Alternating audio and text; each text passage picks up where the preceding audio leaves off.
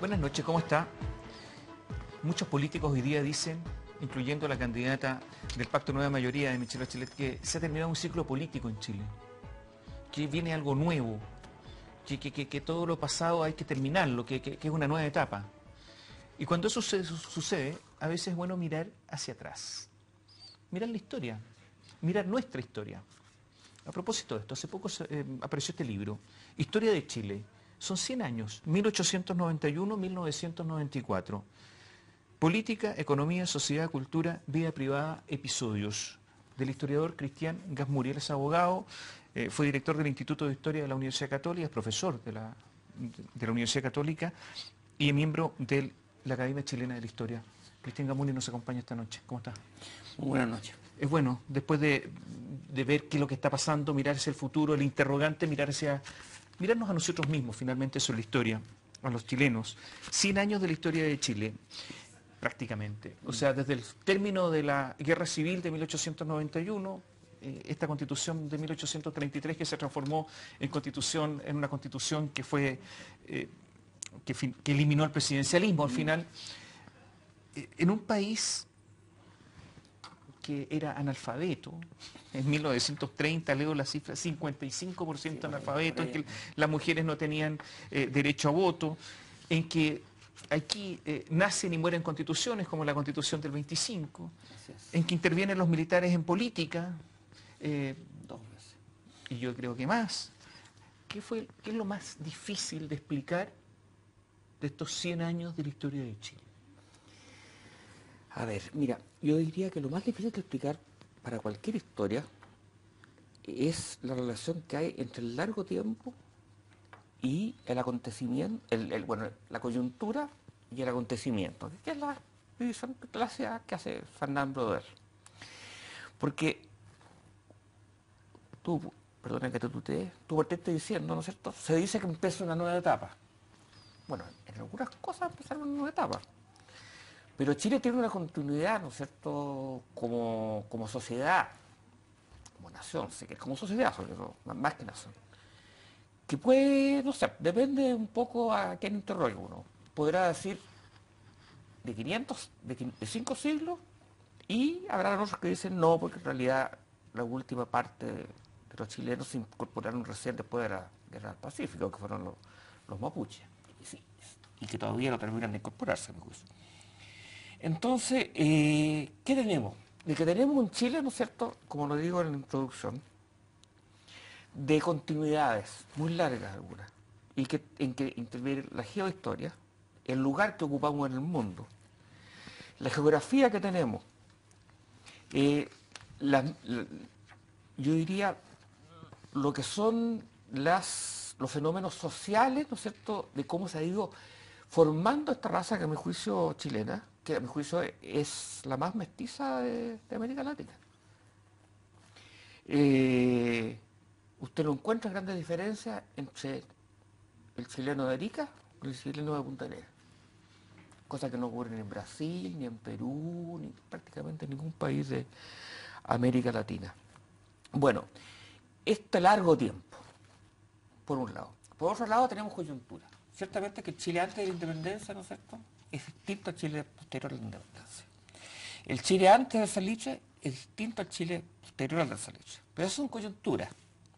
El Chile de antes de la dictadura de Ibáñez, el 30, es distinto al Chile, ¿no es cierto?, que viene después, ¿no es cierto?, con el segundo gobierno de Alessandro, etc. Esas son coyunturas. Y finalmente tenemos los hechos de todos los días. Bueno, hay periodos, ¿no es cierto? Pero hay periodos, pueden ser periodos más complejos que otros.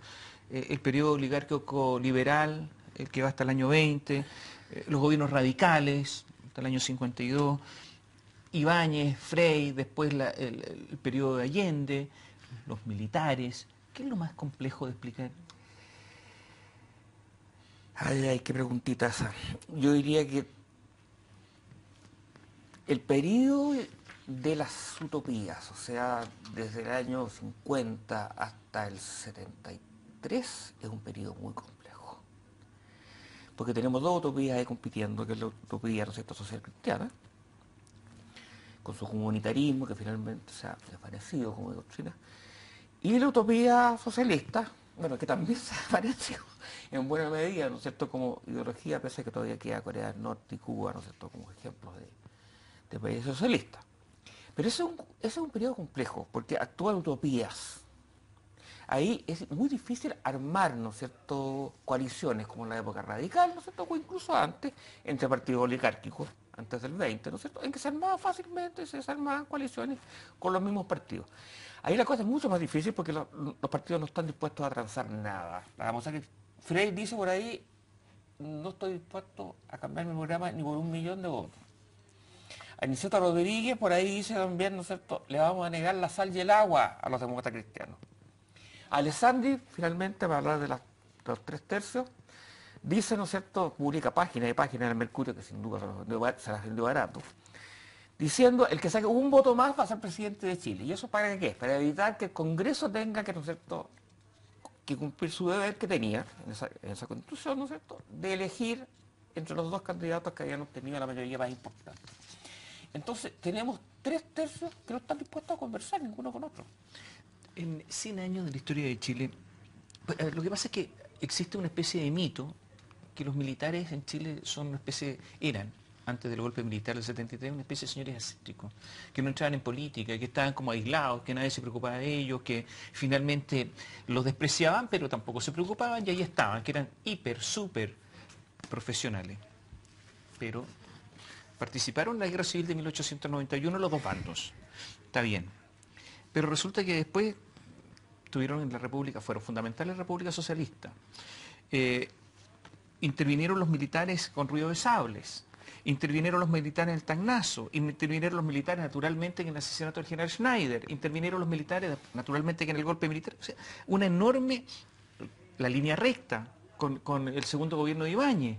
O sea, muchas intervenciones militares. Es falso todo lo otro. No lo quiero comparar a otros países de América Latina. Naturalmente, pero eso de que los militares no están en política, están muchas veces en política.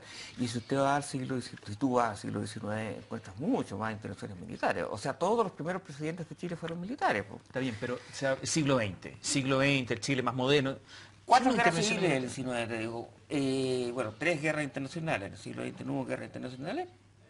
Y tampoco guerras civiles, porque el 73, que podría ser el episodio más sangriento, no fue realmente una guerra civil. Pero hubo sublevación en 1931, un intento de sublevación de la escuadra. De la Armada, sí. Sí, claro, entonces...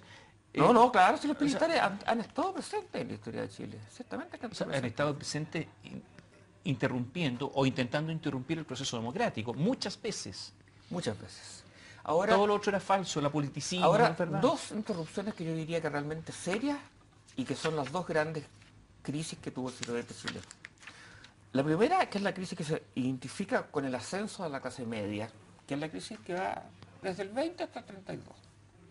Y la segunda crisis, que tiene que ver con la incorporación de las clases bajas, sobre todo en un comienzo. Bueno, y la reacción de la clase alta y de los militares en contra de eso. Que es la crisis que va, que yo diría, más o menos desde el año 68 por ahí, hasta la Constitución del 80. Las dos duran más o menos 12 años, una cosa así. Esas son las dos grandes, ¿no es cierto?, crisis nacionales, yo diría históricas, o sea, comparémoslas con la Revolución Francesa, por ejemplo, que ha tenido Chile en el siglo XX. Las otras intervenciones militares son efectivas, porque usted incluso nos habló del complot de las patitas de chancho, y hay varias más. Pero la verdad que son dos grandes. Una relacionada con la incorporación a la nación como un sector actuante e importante de la clase media, y el segundo ligado al intento de incorporación de un sector, ¿no es cierto?, que es los sectores bajos, proletarios y campesinos. Primero llevada adelante por don Eduardo Frei Montalva y después llevada adelante por don Salvador Allende. Son 100 años de la historia de Chile, por lo tanto yo destaco solamente algunos aspectos porque es imposible hablar de todo. Me voy a alguna página, a la 234, interesante, porque resulta que se habla de lo que estaba ocurriendo con el apoyo al general Ibáñez en su gobierno, en su segundo gobierno. ¿Quiénes lo apoyaban? Sorpresa. Jorge Prat, de la vertiente nacionalista, Julio von Mühlenbrock, Arturo Fontaine, Alejandro Ales, Alejandro Ales. Juan Partido Gómez Agrario Milla, Laborista. Juan Gómez Milla, ni más ni menos, Felipe Herrera, No, se ahí encuentra de todo. atención, Claudomiro Almeida y Carlos Altamirano apoyando a Ibáñez. Encuentra de todo. ¿Cómo se le puede explicar a los telespectadores Ah. al Altamirano apoyando a un ex militar que había Sí. sido golpista? Porque Ibáñez daba todo. Ese es el problema. Ibáñez fue, en su vida, yo diría, un hombre progresista cuando dio el golpe, ¿no es cierto?, del 24. Después yo diría se transforma en un hombre desarrollista que tiene algunos rasgos, yo diría, si no de fascismo, de lo que era la dictadura de Primo de Rivera en España, una cosa así. Pero algo de fascismo hay ahí también. Cada Ibáñez. Después, durante la época de Alessandri, ya una amistad personal con Alessandri. Y hay un ibañismo que es una cosa, la gente que lo apoya a él como persona, frente a los alessandristas que apoyan a Alessandri como persona. Después viene el Partido de los Laboristas, que es una mezcla de varios partidos que se juntan en uno solo. Y eso es lo que le permite explicarse por qué hay toda esa gente, digamos, tan distinta. Incluyendo a Carlos Altamirano. Incluyendo a Carlos Altamirano. Hacemos un alto. ¿Esto Sí. de los Chicago Boys fue una cosa nueva o venía un poco de antes? Hagamos un alto, volvemos Sí, en claro. un instante. Sí. Cuando se produce el golpe militar y vienen los Chicago Boys y viene el ladrillo, muchos creen que fue el primer intento de instaurar, y con éxito, porque lo hicieron la economía liberal en nuestro país, el liberalismo a ultranza. Pero leyendo este libro de Cristian Gasmuri, uno encuentra la misión Klein Sachs, muchos años antes, que pretendían el liberalismo total, con el apoyo, ¿quién lo diría?, del Fondo Monetario Internacional. Exactamente. Está la visión Klein Sachs, y yo diría que hay otros por ahí intentos liberales más vagos, o sea, menos científicos, en la medida que pueda ser científico el liberalismo, hasta comienzo del siglo. O sea, si usted, ¿cómo define la economía de Chile a comienzo del siglo? Una economía en clave, de acuerdo, es una economía en clave. Pero las relaciones internas económicas que habían, digamos, entre grupos poderosos, entre gente rica, etcétera, porque la gente, digamos, yo diría de clase media barata, no vivía en una economía de mercado, ellos vivían en una economía semi-feudal. Bueno, ahí también hay un cierto liberalismo, ¿no es cierto? En todo el escándalo de la Casa Granja, por ejemplo, en todos los sobornos que corrieron, digamos, por el salitre, por los mismos cauciños con el carbón, especularon mucho, y ese era un liberalismo. Ahora, claro, sin toda la doctrina que traen detrás los Chicago Boys, y ni siquiera la doctrina que trae la visión Klein Sachs. Pero hubo liberalismo ya en el siglo XIX, yo diría la segunda mitad del siglo XIX, y en los primeros 20 años del siglo XX. Leo una parte. En 1958 se presentó como candidato a la presidencia de la República, siendo derrotado por Jorge Alessandri Eduardo Frei. Había sido autor de varios libros, Chile desconocido, La política y el espíritu, La verdad tiene su obra, Un tiempo, entre otros. Ninguno vale mucho. Bueno, yo tengo el mito de Frei. Yo tengo un tremendo libro sobre Freire, en 2 tomos. Sí, lo sé. Mire, yo a Eduardo lo estimo mucho, creo que era un hombre muy bien intencionado y que quería el bien de Chile. Pero le leí, para hacer ese libro, todos los libros que leyó. ¿Mediocre? Yo diría, no son grandes libros. Son libros bien intencionados, para ser leídos por un público amplio, pero no son grandes libros. Yo diría, usted lo compara a cualquier libro de Frei, como por ejemplo, La fronda aristocrática de Alberto de Gómez, o el ensayo histórico sobre la noción de Estado en Chile de Mario Góngora.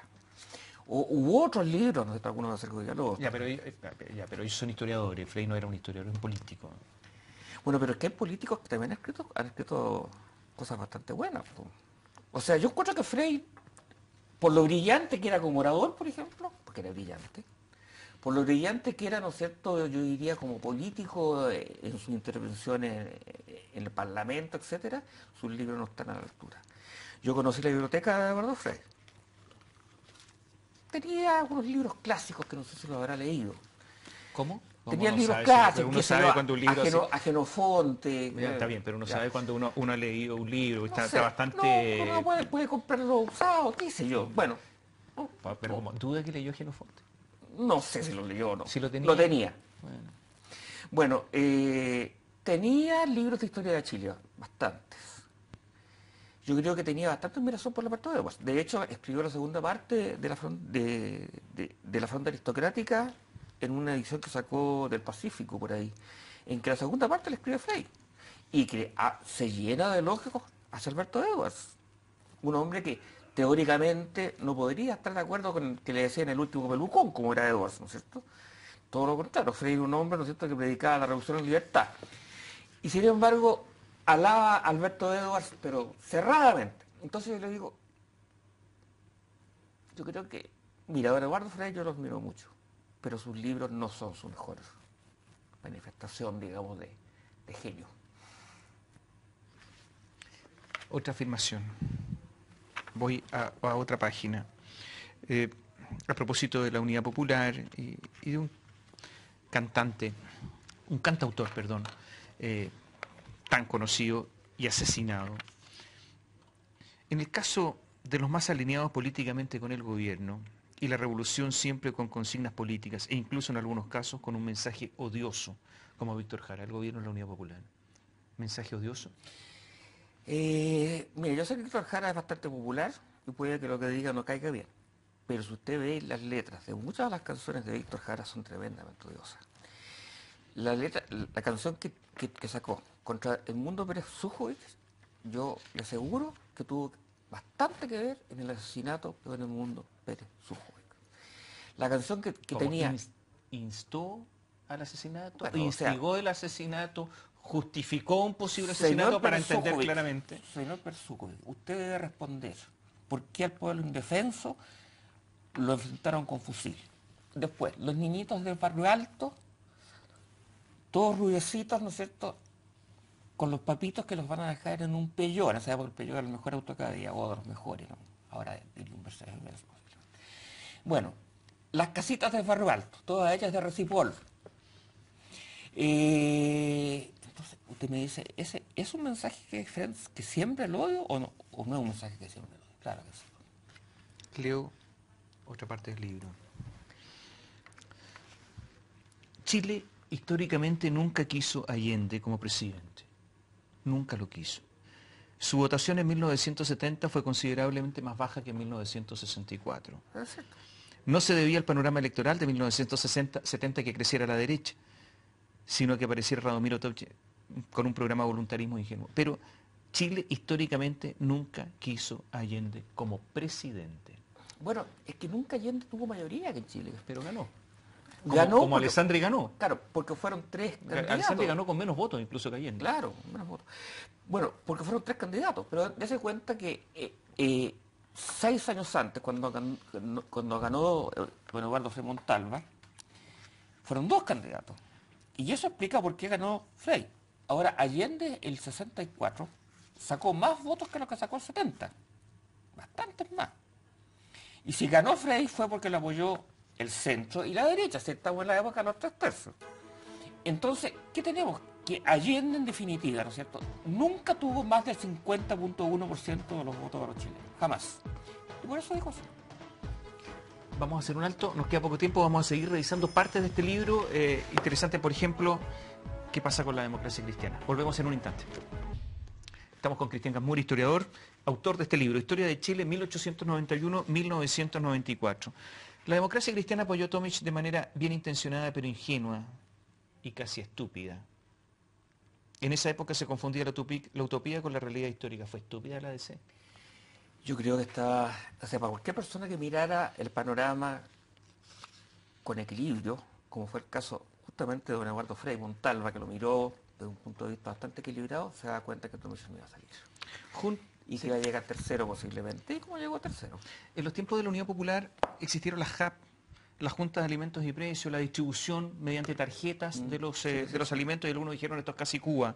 Y aquí se dice un intento de uniformar el reparto de víveres a través de la Junta de Alimentos y Precios, la JAP, las que en muchos casos procedían en forma sesgada políticamente, no fructificó y nació y creció el mercado negro. En un tiempo a cargo de la JAP estuvo el general Alberto Bachelet. Gracias. Intervención de los militares, llamados en este caso, por Allende, en que el ministro del Interior era el general Prats en algún tiempo. una cosa increíble, porque los militares no pueden deliberar, no pueden, y como un ministro del Interior no va a deliberar, absolutamente inconstitucional todo eso. Ahora, claro, nombrar un militar como ministro del Interior, si usted mira estrictamente lo que es ontológicamente ser un ministro del Interior, claro, eso no podría ser. Porque, pero si lo mira desde otro punto de vista, que el ministro del Interior simplemente está cumpliendo las órdenes que le da el presidente, bueno, eso está dentro de la lógica militar. O sea que la cosa, al menos admite, yo diría, hay una duda. Ahora que si Pero los Bachelet... militares no deben intervenir en política, no deben avandarizarse con ningún partido ni con ningún gobierno. Bueno, pero ya ve usted que muchos gobiernos de Chile tuvieron generales, ¿no es cierto?, como ministros. Po. Cometió la Unidad Popular actos de ilegalidad, yo leo aquí, que se usaron frecuentemente medios que estaban al borde de la ilegalidad cuando no la sobrepasaban claramente. Bueno, lo dijo la Cámara de Diputados. ¿Está de acuerdo con esa declaración de la Cámara de Diputados? Creo que, digo que no la sobrepasaban, ¿cuándo no la sobrepasaban claramente? Creo que en cosas relativamente pequeñas la sobrepasaron. Pero no franca, abierta y, yo diría, groseramente, como si la sobrepasó, ¿no es cierto?, Pinochet y el golpe militar. En el reciente debate presidencial, ni Alamán ni Longueira... Acuérdese de los requisitos legales. Sí. Muy discutido. En los tiempos del reciente debate presidencial entre Alamán y Longueira, ellos se negaron a calificar el régimen de Pinochet como una dictadura. No, eso es un absurdo. Si eso no es una dictadura, ¿qué es lo que es una dictadura? O sea, fueron candidatos antihistóricos.